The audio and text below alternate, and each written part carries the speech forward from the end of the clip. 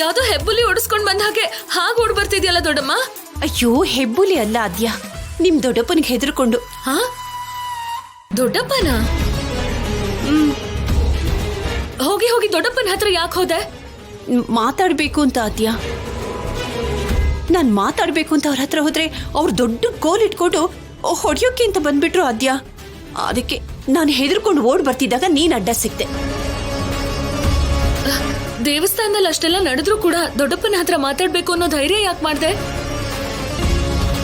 ದೇವಸ್ಥಾನದಿಂದ ನೀನ್ ಹೋದ್ಮೇಲೆ ಅವರು ಬಂದಿದ್ರು. ಯಾರು ಬಂದಿದ್ರು? ಶೌರ್ಯ. ಶೌರ್ಯನ?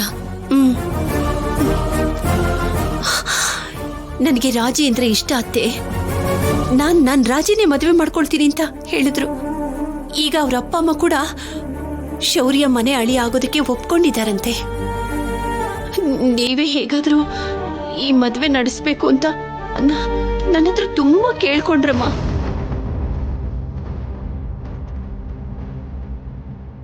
ಇವತ್ತಿಗೂ ಯಾವತ್ತಿಗೂ ರಾಜಿನೇ ನನ್ನ ಹೃದಯದಲ್ಲಿರ್ತಾಳೆ, ಅವಳೇ ನನ್ನ ಹೆಂಡತಿ ಅಂತ ದೇವರ ಮೇಲೆ ಪ್ರಮಾಣ ಮಾಡಿ ಹೇಳಿದ್ರು ಆದ್ಯಾ.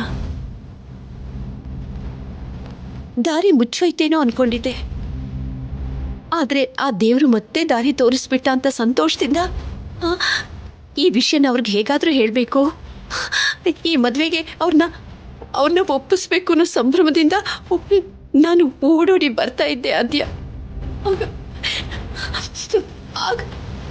ಆಗ ಈ ಥರ ಆಗೋಯ್ತು. ಆದ್ರೆ ಇಲ್ಲ ಆದ್ಯಾ, ಇಲ್ಲ. ನೋಡು, ನಾನು ಇನ್ ಮುಂದೆ ಹೆದರ್ಕೊಳ್ಳಲ್ಲ. ಅವರು ಕತ್ತಿ ತಗೊಂಡ್ ಬಂದ್ರು ಸರಿ, ಇಲ್ಲ ಗನ್ ತಗೊಂಡ್ ಬಂದು ನನ್ನನ್ನು ಕೊಂದ್ರೂ ಪರವಾಗಿಲ್ಲ. ನಾನು ಈ ವಿಷಯನ ಧೈರ್ಯವಾಗಿ ಅವ್ರ ಹತ್ರ ಮಾತಾಡ್ತೀನಿ. ನಾನು ಮಾತಾಡಿ ಅವರನ್ನ ಒಪ್ಪಿಸ್ತೀನಿ.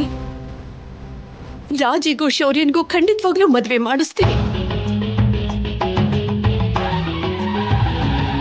ಹೌದು ದೊಡ್ಡಮ್ಮ, ಅಷ್ಟೇ. ನೀನ್ ಹೀಗೆ ಧೈರ್ಯವಾಗಿರು.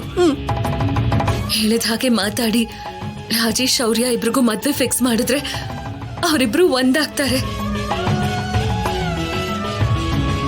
ನೀವಿಬ್ರು ಕೂಡ ಒಂದಾಗ್ತೀರಾ. ಮನೆ ಮಧ್ಯದಲ್ಲಿರೋ ಗೆರೆ ಅಳ್ಸ್ ಹೋಗುತ್ತೆ. 2 ಭಾಗ ಆಗಿರೋ ಈ ಕುಟುಂಬ ಮತ್ತೆ ಒಂದಾಗುತ್ತೆ.